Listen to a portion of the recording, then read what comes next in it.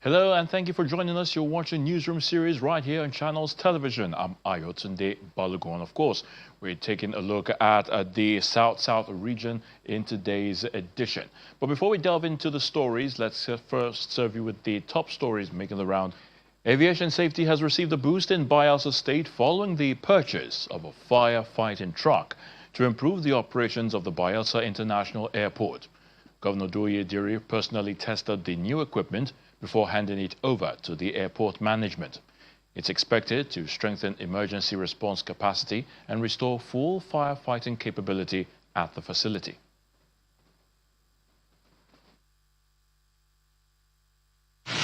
This is just not another vehicle joining the airport fleet.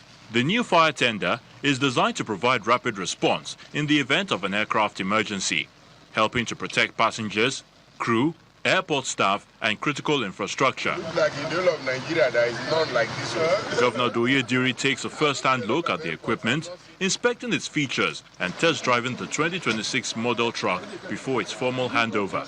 That will supply current to this system. You understand? So we wait for a while. The current has come.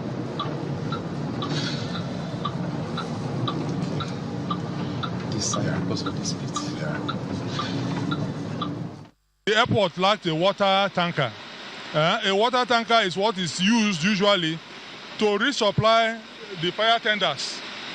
And the fire tenders are what are used, to fight fire when you have, either aviation or domestic or any other electrical kind of fire in the airport. You understand?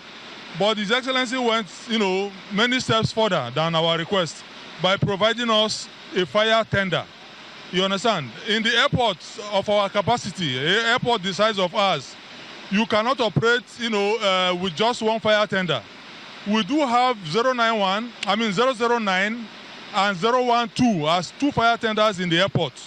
But one of them, 009, has been unserviceable for quite some time, even before His Excellency came on board. You understand? Now, by the provision of this second fire tender, it means that we are fully back into capacity. We have the best of the state-of-the-art. The governor later presents the keys and accompanying documents to the management of the airport, formally putting the equipment into the facility's emergency response system. You wouldn't actually believe that this is a firefighting equipment. And it was procured from Germany, and I know that we have the best of the state-of-the-art firefighting truck. So on behalf of the government, I now hand over the keys and the documents to the managing director. Thank you, sir. For Bayelsa State, the new fire tender is seen as an investment in operational readiness and safety of everyone who uses the airport. With the new equipment now in place, the airport management expects its emergency response capacity to be significantly strengthened.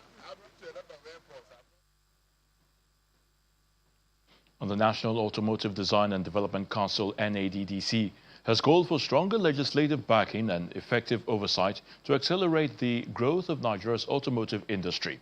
Speaking at the opening of a 4-day capacity building retreat with the House Committee on Industry in Asaba, the Director General of the NADDC, Otumba Oluwemimo Joseph Oshanipe, said the retreat will provide an opportunity to assess progress in the sector, identify challenges, and develop a joint one-year action plan. He highlighted the Council's efforts to expand local vehicle assembly, promote electric vehicles and CNG, and strengthen technical training infrastructure nationwide. Also speaking, the Deputy Chairman of the House Committee on Industry, Honorable Saad Wada Taura, said the amendment of the automotive bill may have come late, but is in the right direction towards strengthening the sector.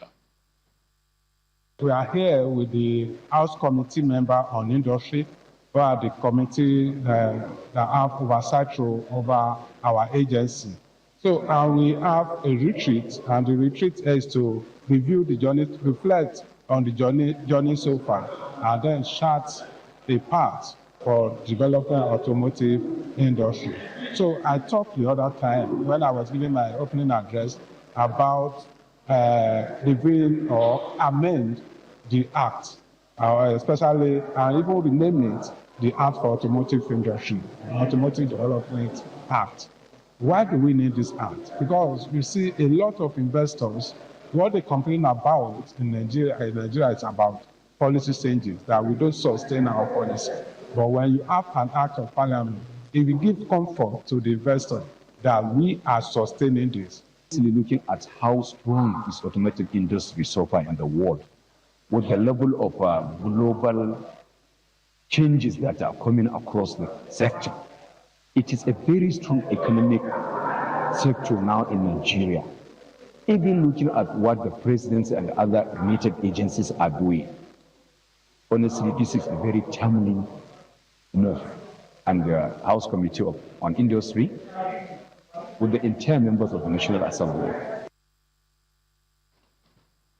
The Cross River State government has handed over the management of Obudu Ranch to Living Curation Real Estate under a 25-year concession as part of efforts to revive the resort and reposition it as a major tourism and investment destination. Speaking during the handover ceremony, the Deputy Governor, Peter Ode, says that Obudu Ranch became less vibrant as facilities deteriorated and tourism activities declined.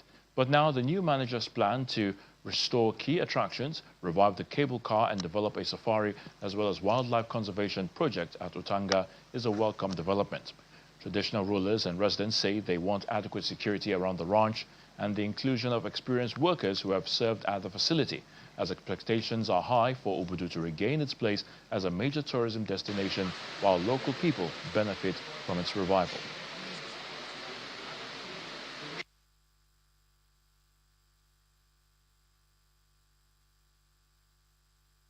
We've been on this for over 1 year. We're going back and forth on certain agreement to be made, certain understanding to be reached, and to prove that they indeed have the capacity to change the ranch to a 5-star resort that we hope the ranch is going to be. They're also going to work on the cable car to make sure the cable car start working, going back that way, and to also work on the baby airstrip to ensure that the baby airstrip is giving more light and more impetus to work better than it is working now. Not only the Obudu ranches, but the Utanga Safari, where we want to establish a world-class conservation, scientific, research, ecosystem-based, which will be not only recognized by UNICEF, but also will be a first breeding ground for all near extinct species of Africa. As part of efforts to transition the Niger Delta from an oil-dependent economy to a vibrant digital hub, the Niger Delta Development Commission, NDDC, has kicked off its flagship artificial intelligence training and capacity building program for the youth across the oil-rich region. Speaking at the opening ceremony of a 2-day program in Port Harcourt, NDDC Managing Director Samuel Ogbuku explained that the tech-packed training is aimed at equipping young people with digital skills that match the realities of a rapidly changing world. So I'll begin from... An atmosphere of excitement and anticipation fills this hall in Port Harcourt, the River State capital, as young innovators gather for the official kickoff of the NDDC's Artificial Intelligence Training Initiative. AI has not come to replace... Designed to bridge the digital skills gap, the program targets select youths across the 9 states of the Niger Delta, equipping them with digital competencies tailored towards solving regional challenges. This program is a strategic investment in the future of our region.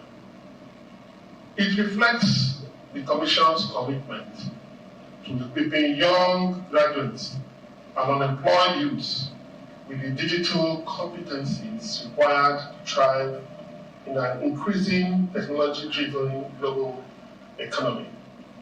With the rise in the global digital economy, the NDDC management believes youths of the Niger Delta should be at the forefront of using technology to develop solutions in agriculture, education, healthcare, and other areas affecting communities.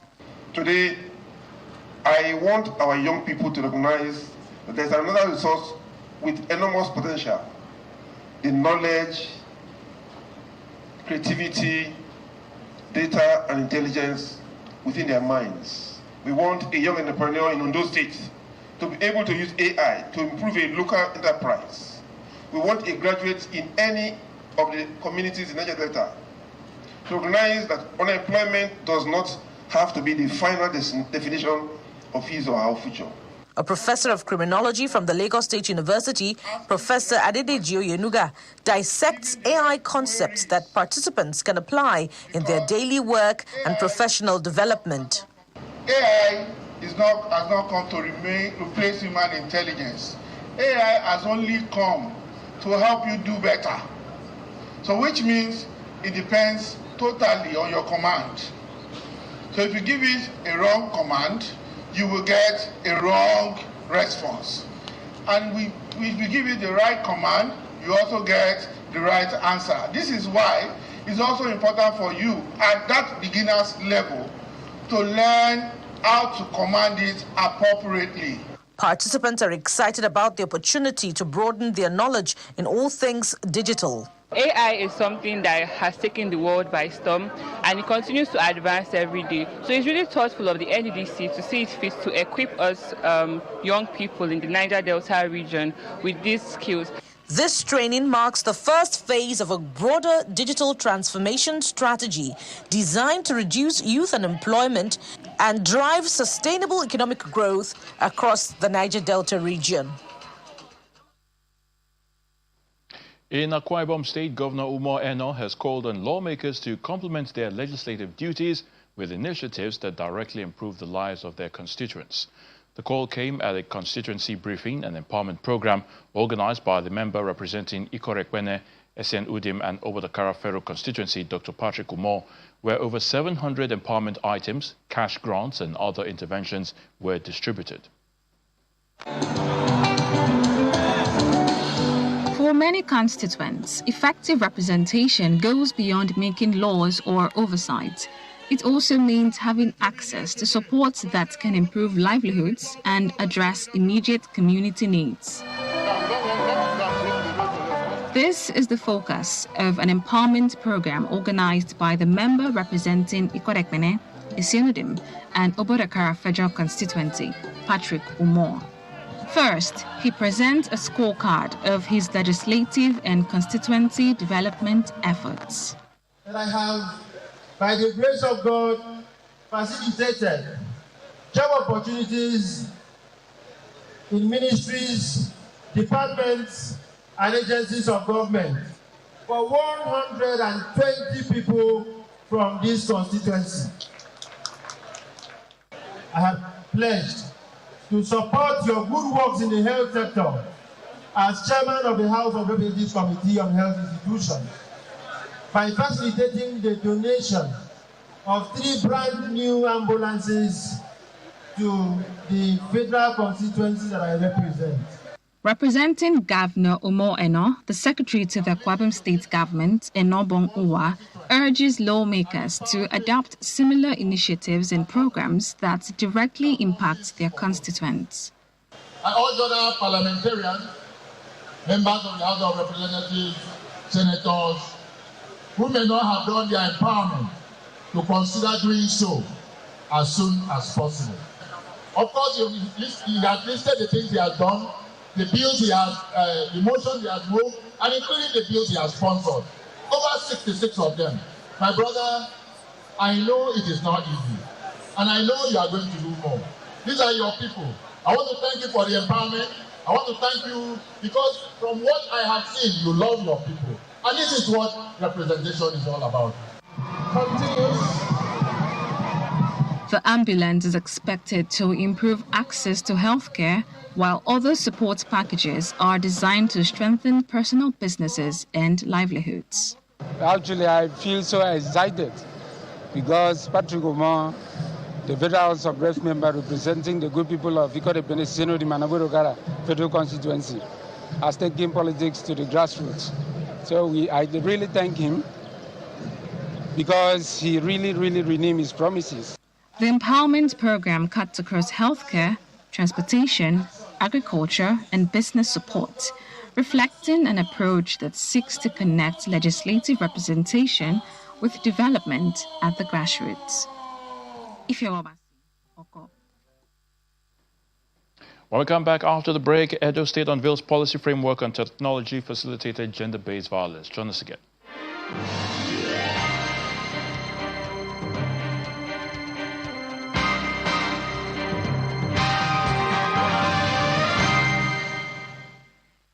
Welcome back. The Edo State government has unveiled a new policy framework to tackle technology-facilitated gender-based violence. The framework, unveiled by the Coordinator, Office of the First Lady, Edo State, at an event organized by the Ministry of Women Affairs, Edo State, in collaboration with ROLAC, is aimed at strengthening prevention, reporting, and prosecution of gender-based violence crimes committed through digital platforms. Here are the new festival hall in Government House, Benin City. The 17th quarterly meeting of the Edo State GBV Management Committee is ongoing. Members highlight action steps taken in their different departments. The club provides a structured platform through which students can receive information on gender-based violence, understand their rights and responsibilities, provide and promote positive and behavioral change. For us in the Ministry of Health, our responsibility begins with ensuring that when a survivor presents at a health facility, he or she is treated first as a patient who deserves compassion. The chairman of the committee and coordinator, Office of the First Lady, Edo State, Adesli Anani, announces the unveiling of the Edo State policy framework on technology-facilitated gender-based violence, scheduled for an expanded session to commence after the quarterly meeting. She notes that while technology has transformed the way people communicate, it has also created new avenues for violence, particularly against women and girls. Technology has transformed how we communicate and interact, but it also creates new avenues through which women, girls can experience harassment, threats, stalking, image-based violence, cyber bullying, online sexual exploitation, and other forms of technological facilitated violence. The roadmap receives the backing of stakeholders, including the Commissioner of Police, Edo State Command. On this note, I want to congratulate you, Honorable Commissioner, First Lady, and pledge the commitment of the State Command. We are going to work with you effectively and efficiently. But while the government unveils frameworks, UNICEF youth influencer Isabel Anani says the conversation must also get to schools where cyber-stalking and cyberbullying are often overlooked. She stressed that creating safe spaces for girls and institutions is critical, noting that many of them are still children when they arrive and need trusted adults to turn to. Creating a safe space for girls to really talk about their experiences, what they face. Creating symposiums, safe spaces are exceptionally important. The meeting subsequently shifts to the program for the unveiling of the framework. The Commissioner for Women Affairs and Social Development, Eugenia Abdallah, describes the roadmap as a timely response to emerging digital threats. To God be the glory.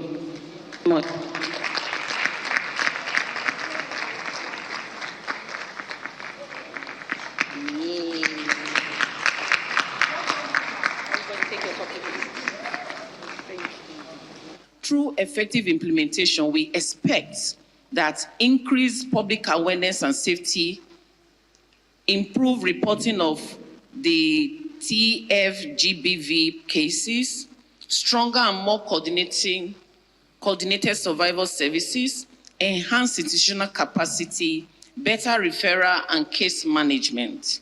To drive implementation, a subcommittee comprising key ministries and other stakeholders is constituted. Jessica Lubuse, Channels Television News.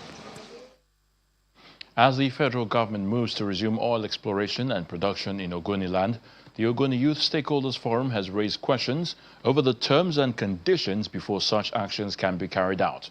These questions were raised by the forum's leader, Mwisabari Bani, during a press briefing in Port Harcourt.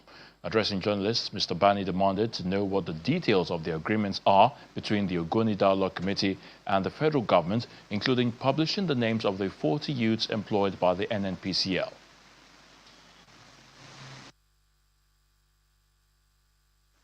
Ogoni Youth Stakeholders Forum demands accountability, transparency, and clarification from the Ogoni Dialogue Committee, dated Port Harcourt, dated 18 August 2026, here in Port Harcourt. The Ogoni Youth Stakeholders Forum has expressed deep concern over the continuous silence of the Ogoni Dialogue Committee, ODC, regarding the outcomes of the negotiation and engagement with the federal government of Nigeria, particularly on the reported resumption of oil-related activities in Ogoni land. There are growing reports that oil-related activities and preparation for the resumption of oil operations have commenced in parts of Ogoni. Yet, Ogoni people, particularly the youths, have not received sufficient official information regarding the terms, conditions, safeguard, and agreement upon which any such resumption is being contemplated.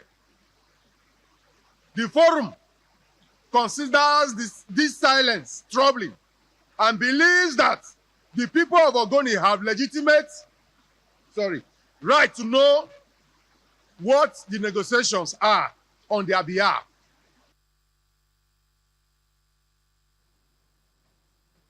Akwa Ibom State Governor Umar Eno has urged the 2026 graduating students of the Nigerian Navy Military School, Ikoden to uphold the discipline, values and leadership qualities acquired during their 6 years of training and become worthy ambassadors of the institution. The governor gave the charge at the 4th graduation passing out parade of the school held at the Nigerian Navy Military School Parade Ground in Ikoden, Akwa Ibom State. Represented by the Commissioner for Education, Professor Ubong Umo, Governor Eno urged the graduating students not to allow changing circumstances, peer pressure or the pursuit of success to make them lose sight of their values and roots.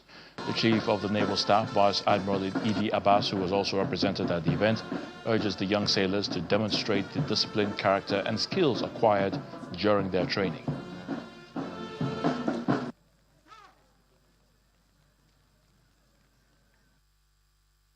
Let me applaud you for your discipline, hard work, and perseverance for this monumental accomplishment of secondary school education. The beautiful display of military parade here today shows that success can be achieved with teamwork. Recall that it has been a long road of late nights and long mornings, but you made it by the virtue of your discipline, diligence, and dedication against other possible odds. Being imbued with these stirring attributes shielded you from engaging in whatsoever form of other tendencies that would have made this day not possible for you. You should all be deeply proud of yourselves as you go into the next phase of your life. I charge you to acquaint yourself with relevant information guiding the conduct of any environment you find yourself, as ignorance of the law, they say, is not an excuse. For the young ones out there, they should look forward to coming here also, to also build good character, discipline that will take them for the rest of their life. Talking politics in Cross River, the People's Democratic Party governorship candidate Arthur Jarvis Archibong has indicated his intention to contest the 2027 governorship election in the state, saying his ambition is primarily to complete the 4 years remaining for the Southern Senatorial District. Mr. Archibong, alongside his running mate Alphonsus Eba, the immediate past chairman of the All Progressives Congress in the state, explained that they are not seeking an 8-year tenure, but a single 4-year term to fulfill the political understanding and promise made to the Southern Senatorial District.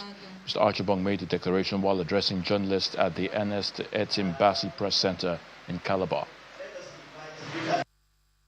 I, Arthur Jarvis Archibong, will serve only 4 years, which is the remainder of the tenure agreeable to Cross River South in this dispensation.